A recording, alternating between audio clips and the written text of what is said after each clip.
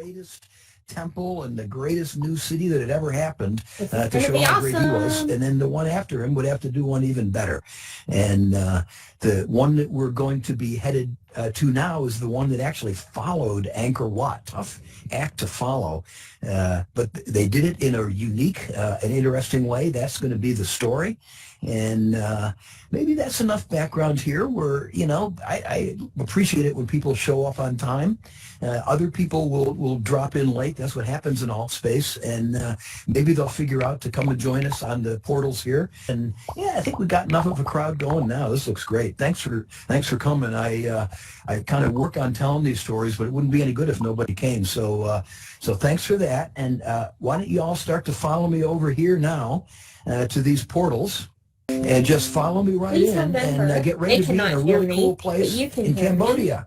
But every single one of these avatars that you're seeing is a person in a headset. So take a little look around, folks. Here we are. We are in Cambodia. Saying more about this location. I've labeled over here on a picture who these large carvings are. It's a Buddha known as Avalokiteshvara, and that's going to be central to the story I start telling in just a few minutes. Once again, for people interested in technical details, I just grabbed a 360 camera, took a picture here, and you get that full capture that creates the skybox that we're now in. At a place like Angkor Thom or Angkor Wat, there's lots of people. And there's actually people in this shot. But if you stand right where you spawned in, you don't see them because I covered them up with this surface that we're on, this kind of lawn-like surface. If you go to the edge, you kind of, you know, the illusion changes a little bit. So there's a real message here. If you can really keep the perspective under your control, you can create an experience that's really what you want people to see and not the rest. But again, feel free to go around. I kind of want you to see how this is all done.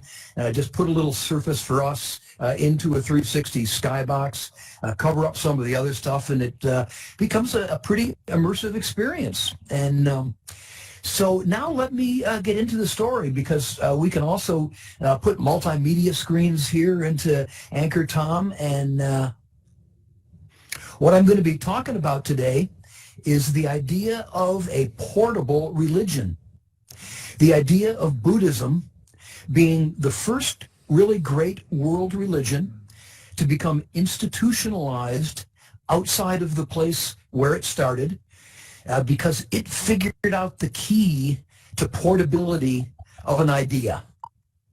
And that key involves three important ingredients that people from the West don't necessarily think about all that much, but I'll be talking about them in this story. And the first is something called a relic. And for most of us, a relic just means like something that's really old. But in Buddhism and Hinduism and a lot of Eastern religion, the term relic has a very specific meaning. It means that when a holy, very evolved person dies and is cremated, there are remaining pieces of that person's body, teeth, bones, powder, and those leftover relics, as they're called, have special powers. And if those relics can be carried around, they can make any place sacred. So hold that thought in your mind. This was a great breakthrough. In more primitive religions, we find the gods in the places that we go to. Buddhism figured out a way to take God with you wherever you want to go. The next thing that the early Buddhist, the Buddha developed is the Sangha, or the monastic system. There had never before been the idea of people practicing the same tradition, all living together, all following a very clear and explicit set of rules, and their time would be spent studying the teachings of a great thinker, and then also people who weren't making that full monastic commitment, regular old householders like you and me, these people living in the Sangha would teach them. That was also a Buddhist invention. Christians and other religions picked it up later on. Buddha figured it out. Key to a portable religion. The third thing they figured out was written vernacular text. Not just written text, the kind of holy ecclesiastical stuff that only educated church people would speak, but written text of the people that actually, that common people spoke. This is going to come a little bit later in the story, but it turns out to be the ultimate key to the portability of religion. And so just to orient people, this northeastern corner of India is the land of the Buddha. Buddha was born up here, taught into his 80s, mostly around this territory. That's what he did. He went around teaching. Nothing was written down because the people that he was talking to wouldn't have been able to read and write anyway. I want people to appreciate what an amazing political radical the Buddha was. He rejected the caste system, which was a class system, rejected the idea that there were some people who were inherently able to understand the words and the meaning of the universe and other people weren't. He spoke to everybody, and he spoke a language called Pali, P-A-L-I. Nothing special about it. It's a dialect in the area where he happened to have been born and raised. It's a language of the common people. It's a pretty simple language, and most of the teaching he did was in that language, never written down all the time that he was teaching. And again, no point to it. The people he was trying to talk to wouldn't have been able to read anyway. But he died. That's a big problem when you're starting a religion. What happens when the great thinker, the great charismatic teacher dies? What do you do then? Well, in the case of the Buddhists, because he had been developing a Sangha already, he actually had thousands of his followers living in a monastic situation, highly disciplined, excellent teachers. They had been committing to their own memory what Buddha had been teaching. They were able to recite his teachings. And at the first Buddhist International Conference, they came from all the places that Buddhism had spread to, and they got together and decided what's in. Okay, what the stuff that we've memorized, that's what he said. We have to keep memorizing it. And importantly, they at the cremation of the Buddha, they divvied up all the relics, all the teeth and the bones and the powder and the different parts. This is actually a picture of the head Buddhist monks right around the death of Buddha, dividing up the relics so that they could be taken out to different areas, and those areas then would become sacred. Well, a couple hundred years passed, and who knows, there was lots of religions going on in the Ganges area, and they had a second Buddhist International where they all got together and they all showed off how well they could remember stuff, and they kept that oral tradition alive. But, who knows what would have happened if it wasn't for one of the great maybe accidents or one of the great stories of history. If you go to Wikipedia right now, you'll probably only see a couple people in ancient Indian history. One of them is Ashoka the Great. This is a picture of Ashoka the Great, who was a conqueror who, about 200 years after Buddha, so we're talking now maybe 200 years before the Christian era, conquered most of India.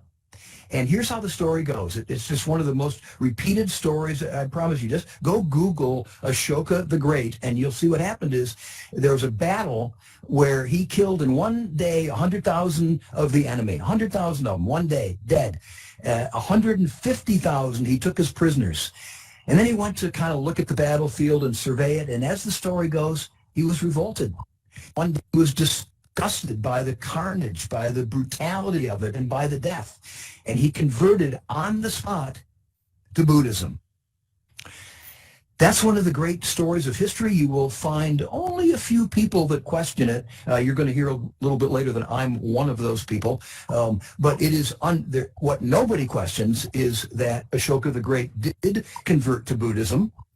And in fact, in one of the really cool things of history, he put hundreds of pillars, they're called Ashoka's pillars, all around India with Buddhist inscriptions on them, with the words of the Buddha carved into those pillars. This is the first time Buddha's words are written down. And in addition, he also wrote about how great he was on those columns, and he put them at all of the important roadways and the places where the roadways crossed in India so that all travelers would be sure to find them. This was an early form of social media. Ashoka the Great was a social media guru. He really got it. We're still talking about this form of media today, and it really worked. He also went and got all of the original relics from the high priests of Buddhism that had them, and he divided them up into smaller and smaller pieces. And again, who knows if this number is arbitrary, supposedly built 86,000 stupas. And a stupa is this kind of characteristically shaped building where relics are stored in. And then all of the followers of that area will come there to pray and have their experience of some kind of proximity to the divine and to something powerful. So Ashoka, for whatever reason, did become a huge booster of Buddhism. But guess what? This is a part where I don't have the greatest picture, so you just got to bear with me a little bit. But if you can imagine that all of a sudden the king of a powerful empire says, this is my religion, well, duh, lots of people are going to join that religion. And if it turns out that you can have a really great life being a monk of that religion, lots of people are going to become Buddhist monks. And in fact, they did. What happened was that Ashoka sent missions out all over India and all over the rest of the world. And what I want to show you about that here is that the southern India, and in particular Sri Lanka, this little island off the coast of India here, was not quite in Ashoka's empire. And so in a way he was sending out Buddhist missionaries to put some feet on the ground, some boots on the ground, establish a temple there, get some followers, get some of his guys. And in fact, it was his own son that he sent to the Buddhist mission in Sri Lanka.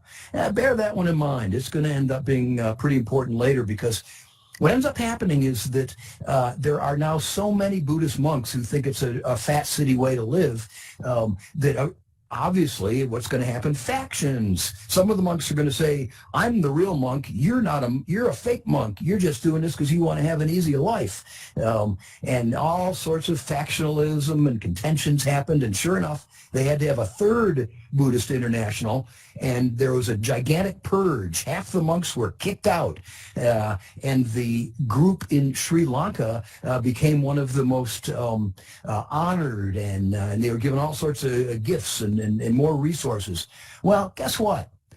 The story of the Third International is told in all the records from Sri Lanka, not so much from the records in northern India.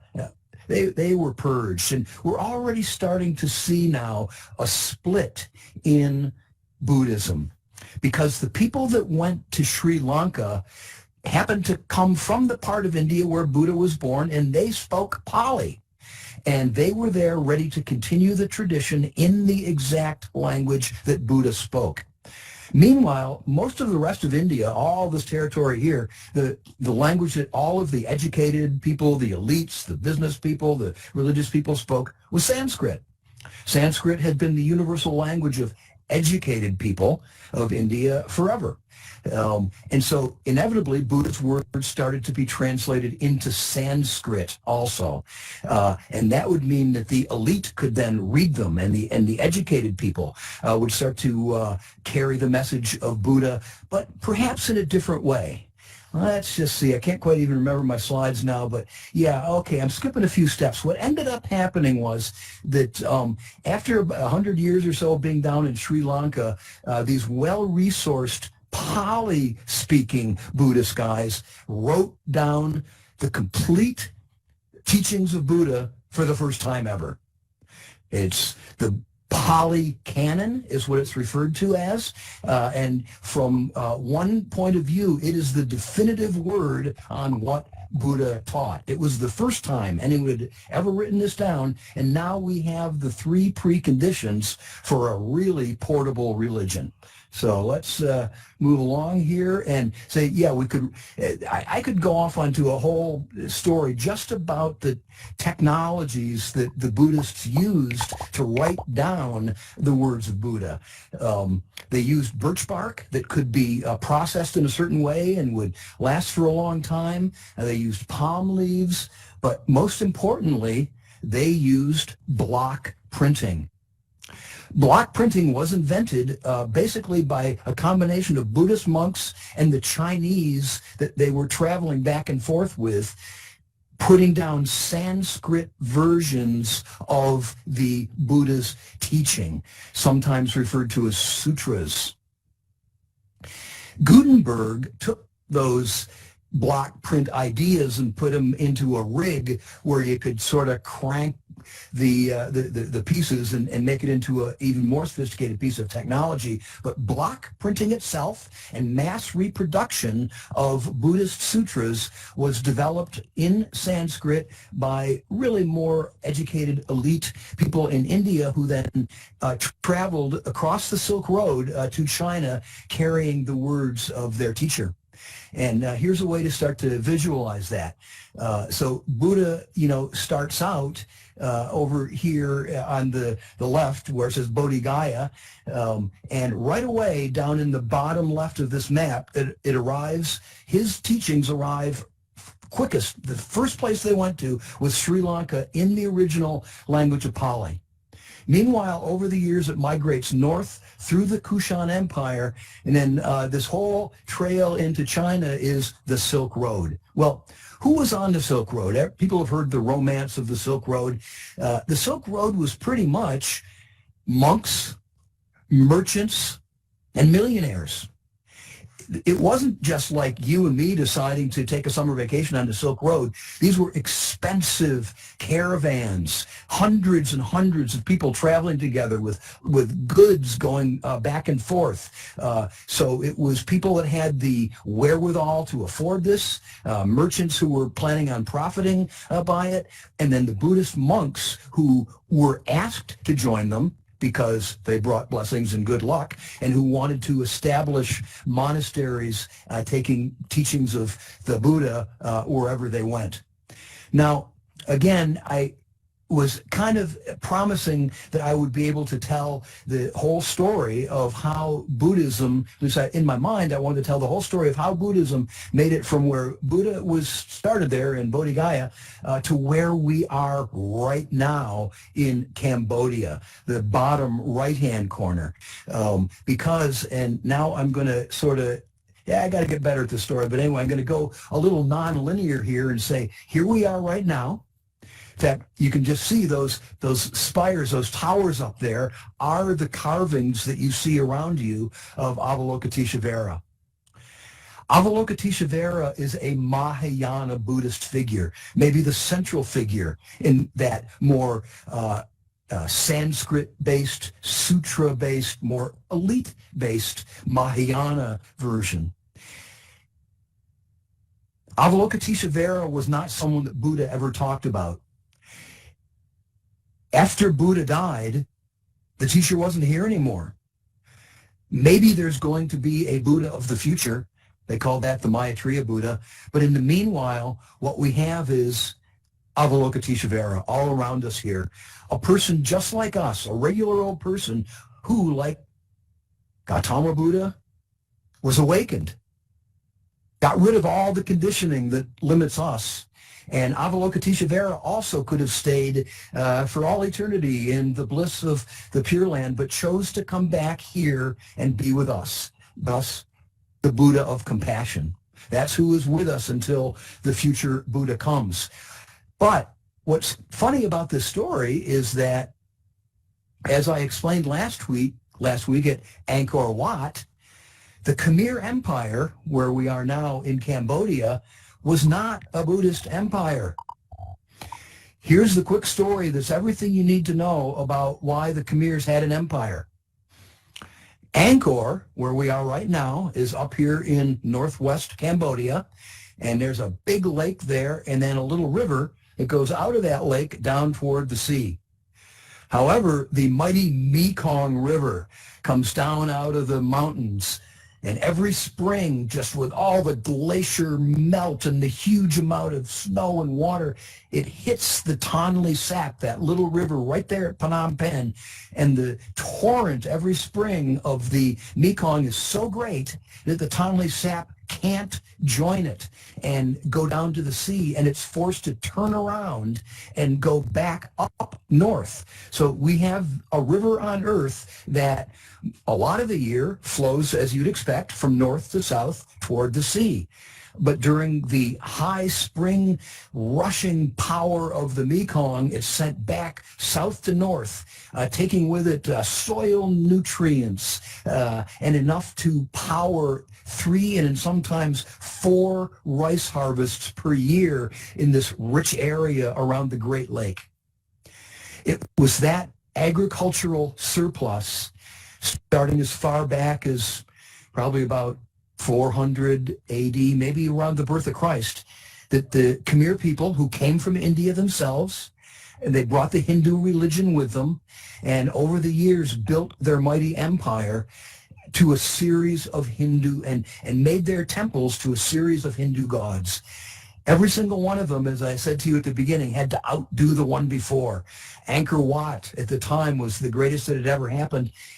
We are now, as I said, in the one that followed Angkor Wat, Angkor Thom, and it's the last of the Angkors.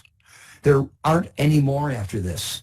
And it's the first one that's not a Hindu temple. It is a shrine to the central Mahayana Buddhist god. And to remind you again, as that map showed, for a long time, Buddhism followed that Silk Road path through China, and China was also a dominant cultural influence in this territory. Religion was pretty much a top-down phenomenon. The king, King Jeroboam VII, who built this place, he joined the yellow team. We need to think that's what happened. Religion is really just a network of people who agree we're going to be on the same team. We're going to cut trade deals with each other. We're going to marry daughters and sons and create relationships and binding political stability that way. So an inheritor, the last great inheritor of the Khmer Empire, said, I'm joining the China Mahayana Buddhist team. And to show how I'm really on the team, the temple I build is going to have Avalokiteshvara, over 200 of these gigantic carvings all around to show that I'm on that team. But remember, there was still these kind of working class, non-elite people down here in Sri Lanka. As it's showing, they were making it over to Southeast Asia, and they weren't making very much noise about it, but they were converting the real people, not the top-down phenomenon.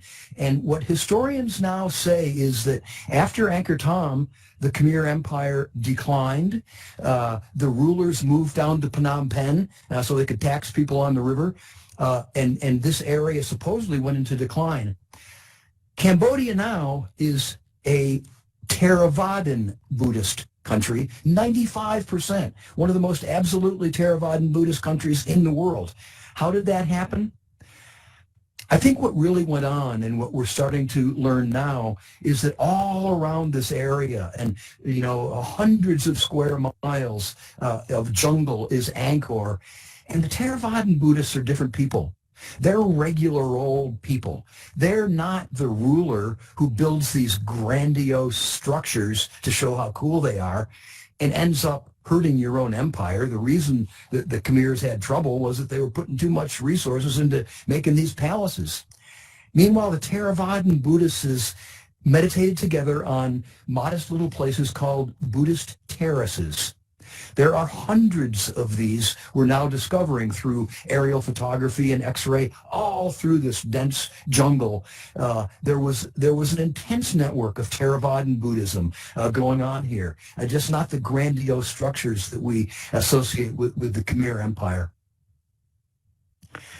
And so I'll conclude with the story. Then I will still ask, why is Avalokiteshvara here? How did a Mahayana icon still get to be accepted in a Theravadan world? And the story is, I can't say it any better way, we all need compassion. Here's how it goes. Avalokiteshvara, like I said, was a regular old person who became enlightened and was up there in the Pure Land having a good old time and decided, you know something? I'm going to go back and help the people. I see a lot of suffering there. In fact, Tibet, I think that's where I'm going to start. They could really use my help, and that's what I'm going to do. And Avalokiteshvara went down to Tibet, and for a couple of lifetimes just meditated away, putting out loving kindness and love and vibes and just ready to transform the people, and it didn't work at all. The Tibetans were cruel people. They were conquering everybody around them. They were eating animals. They were fighting all the time. They were not easy to tame. And Avalokiteshvara, went back at it some more and wasn't getting anywhere, and started to feel a little discouraged. One day he got up and he shed 2 tears of sadness at how he was unable to bring love and compassion to the Tibetans. And those 2 tears landed on the ground. 2 female bodhisattvas appeared and said, we'll help you. The 3 of us together, we can really show those Tibetans how it should be, and we'll change them. Let's go to work on it. Yeah, they worked on it for a while, and still no luck. Sometimes just love isn't enough. If you put some red meat out at a hungry wolf, he'll eat the meat, and then he'll eat your hand, then he'll eat your arm, then he'll eat you. Avalokiteshvara was really, really discouraged, felt defeated, and in that moment of feeling defeated, broke apart into 1,000,000 pieces. He could have been up there in Buddha heaven, having it made. Instead, he chose to go to Tibet and now divided into 1,000,000 pieces. And one of those pieces cried out to the eternal Amitabha Buddha and said, I completely fell apart. Help me. And Amitabha Buddha comes down. He sees Avalokiteshvara all over the place, says, wow, you really got into attainment, didn't you? You really got into thinking that like there was going to be results. Not the way to think. But dividing yourself up, you're going in the right direction. Here's what I need to do. Buddha shapes Avalokiteshvara, all those disparate parts, into one integrated being with 1,000 arms. And that's what we see in the picture here. And each one of those arms has a hand, and in each hand there's an eye. So Avalokiteshvara can see the suffering everywhere. And with 1,000 arms, all the different forms of compassion that are needed to help. Now Avalokiteshvara is up for the task. Doesn't show it in this picture. Avalokiteshvara also sometimes has 11 heads for the 11 virtues, to make sure that the 11 vices that can cloud our brains don't take over.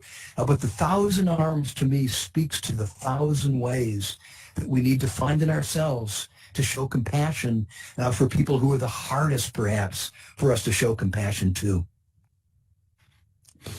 And so, bringing the story up to date right now, I just conclude that we still do have Avalokiteshvara with us today. The Dalai Lama from Dharamsala,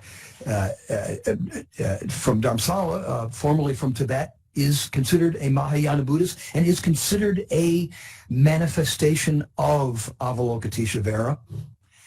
But in one of the really odder stories that I'm aware of, I will wrap up by leaving you with a funny note that this Avalokiteshvara image is in all cultures. This story that I told about the 1,000 arms, there's a lot of versions of it. It's been told for 1,000 years.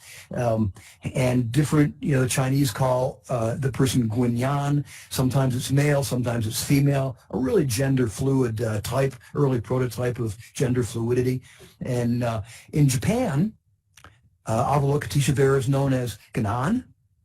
And back in 1934, when an early technology company in a just becoming modern Japan decided that they would become the world leaders in photography, and they wanted to have the best cameras ever that could see things better than ever, they named their camera Canon, and they used the 1,000 arms as the logo.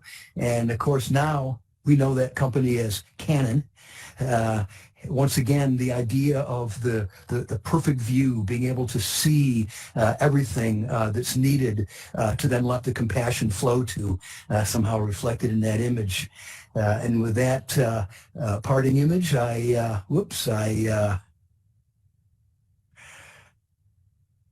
thank you, and thank you for being here for my storytelling from Angkor. I'm trying to get the story straight in my own mind, and having you all here to tell them to is just what I need to make them real. So I hope you got something out of this kind of complicated story.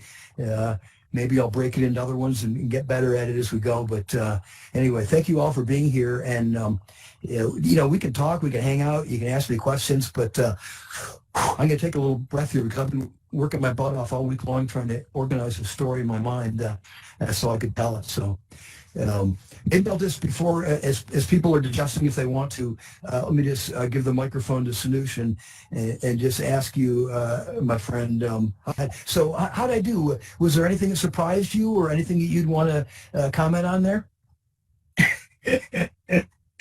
Great storytelling. I'm a Cambodian in where Bayon is, but I have no idea to describe as you're telling the story. Thank you very much. Thank you. Oh, Sanush. Well, that makes me feel great for you to say that. I'm hoping that Sanush is going to be traveling to this area and getting some more pictures so that we can continue to bring Angkor alive. So anyway, wow, thanks for saying that, man, and thanks for being here. Did anyone else here have any questions? Or, I covered a lot of ground there. So yeah, Star. Excellent. Great story. It was actually very interesting. I've traveled through Southeast Asia, and there was loads of that I didn't know. But I have like 3 questions I was trying to carry with me through all of that. I think I figured out Buddha was born maybe 500 AD. BC. BC. Yeah, BC. Yeah, BC. His dates are like 480 to 560 BC. But the easy way to remember Buddha, if you want to place him, just go 500 BC. Yeah. 500. And so, like, what age did he die? Did they know? 82, 83, 82 or 83, something like that. Yeah. Yeah, he taught for a long time. Yeah. Question 2 was, do they know the location of any of his relics? There are multiple places that claim they have relics of the Buddha. Yeah, I have seen supposedly relics of the Buddha myself. Now, how these things would be authenticated, don't ask me. But yes, there are still relics of the Buddha in existence. A number of them are in Taiwan right now. Yeah. Oh, is that so? Okay, yeah. So through legacy, of course, there might be some. And the other one, Tom Watt. This is where we are in this image. How far from Siem Reap is it? Okay, yeah. So that's a great question. Siem Reap is a pretty good-sized city now, easily 1 million in northern Cambodia, and that's where you'd fly into if you're going to visit Angkor Wat. So it's the city of that area now, and it's only really, depending on which of the anchors you're going to, only about 10 miles from where you start to get into the whole restricted anchor area, the World Heritage Site. It's very close. Yeah. I spent 3.5, 4 days up there, and I don't recall this at all. But again, I was just going all over the place, and I didn't know a lot of the story. Yeah, there's a lot to see. It takes multiple times to take it all in, Yeah, and again, incredible. in the West, we don't learn about this. You know, we know about the Taj Mahal, and we know about the pyramids, but Angkor Wat somehow doesn't make it into a lot of the Western textbooks. So we tend to learn about that one later in life, I think. But yeah. Yeah, nice presentation. Thank you. Okay, well, thanks for your questions. How about anybody else? Any questions or stuff to clarify about that movement of Buddhism? I'm always fascinated by the cultural history of how things move around. Google. Let me get you where are you? I was curious just about plans of making some of this stuff in alt space. Will you bringing a world of this into alt space? Yeah, well, I mean, this is the beginning of it. It's just going to keep getting more. Yeah. A real question is, what do you do with the world when there's no event going on? If you came here tomorrow and there was nobody here, you'd get bored really fast. Can I set up a lot of worlds of Angkor that maybe have slideshows and maybe audio built in so that even when there's not an event going, it could be an interesting world and we could learn something from it? Yeah, that's what I want to do for sure. Yeah. Cool. Yeah, thanks for asking. Yeah, I hope I'm just getting warmed up. Is that a hand up, Galactic? Sure is. I wanted to say, great story, Tom. You really had me enraptured by all of the events there. It's really cool to hear somebody tell how a religion kind of goes through these step-by-step processes of how it becomes what you might call a successful religion, like an idea that everybody can relate to and hear and keep inside their hearts and tell to their children and stuff. That was really fascinating. I had one thing I did wanted to say in relation to what Google was saying is about having these rooms. For me, like my experience with alt space is you hop into one room and you meet some friends there and you all start talking about something, and just that idea of being in an environment and talking is really fascinating. So I don't think people would get bored. They'd probably hop in here and like look around and start talking about the subject. But I did have a question about, you said that the Buddha was talking to the Tibet, not to Buddha, but Avalokiteshvara. Yeah, the compassionate Buddha. Yeah, he was talking to the Tibetans and trying to help them become more compassionate. I was just wondering when that related to. I don't know when the Tibetan Book of the Dead was written, so I was kind of curious about when he was talking to them related to the Tibetan Book of the Dead. Yeah, good question. And that was shown a little bit on the map there too. And that's a controversial thing. I'll do a quick thing for anybody who's interested on that. So Tibetan Buddhism is its own branch. People put Tibetan Buddhism under Mahayana, and again, the Dalai Lama is considered a Mahayana Buddhist, but they're really their own separate branch that some people will call it Hinayana or Vajrayana. There are different ways of referring to it, but they're up on this plateau, 2 miles high or more, 4 miles high, and they just evolved their own ideas up there. And Buddhism got there pretty soon. It didn't really take over the state until maybe 500 or 600 A.D. And that's supposedly when the Book of the Dead started to be written. The Orthodox account is that some Lama wrote it in about 600 A.D., but he says he discovered it from past traditions. So I have a feeling that the Book of the Dead, draws on really, really ancient Tibetan religion and then puts it into a Buddhist framework. So, but yeah, it starts to appear right as Buddhism really firmly takes hold in Tibet. Yeah. But it's also the only branch of Buddhism that claims to say anything about what happens after we die. Buddha was totally uninterested in what happens after we die. He wasn't interested in anything metaphysical. And really only the Tibetan Buddhists work that turf, and they sure work it. So. Fascinating.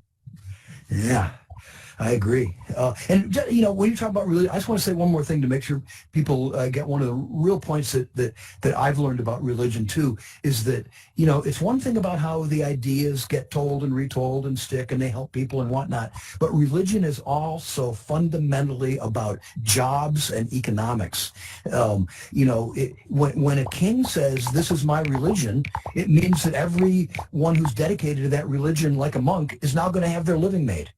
if they can convince people that they're really a monk of that religion, they're going to get 3 squares a day and a roof over their head. And in most of human history, that's a pretty good deal, you know. And then when one religion supplants another, it means all the priests who were picking up the begging bowls and all the alms and the whatnot in that territory get shoved out. All the Mahayana priests that were collecting the crap here, when the Mahayana dudes moved down to Phnom Penh and this became Theravada, a new set of priests were collecting the stuff. It became their territory, their gigs. It's always about economics, in my opinion. So, and that's the story of Ashoka too. The reason I think the reason that Ashoka converted to Buddhism, and I'm not the only one that thinks this, although it's an alternative view, isn't because he got grossed out by violence. I don't think that any emperor in the history of the world has ever been grossed out by violence. They kind of dig it. I think that the reason that he converted to Buddhism was because he was actually too violent. People were going to overthrow him. He needed someone on his side, and he picked the Buddhists. He joined up with a team that would support him, and it turned out to work out pretty well for him too. So anyway, that's my view. We've put on shows in VR live from Phnom Penh with this guy being the technical guy to make it happen, and then a bunch of really talented musicians have been able to play for a world audience in VR, and we're just going to keep doing that too. But instead of being on like some alt space stage, we're going to perform from virtual Angkor. That's our idea next. So Nice. Yeah. How do we? Yeah, that's so, you know, for any newcomers here, I thank you for reminding me, Galactic.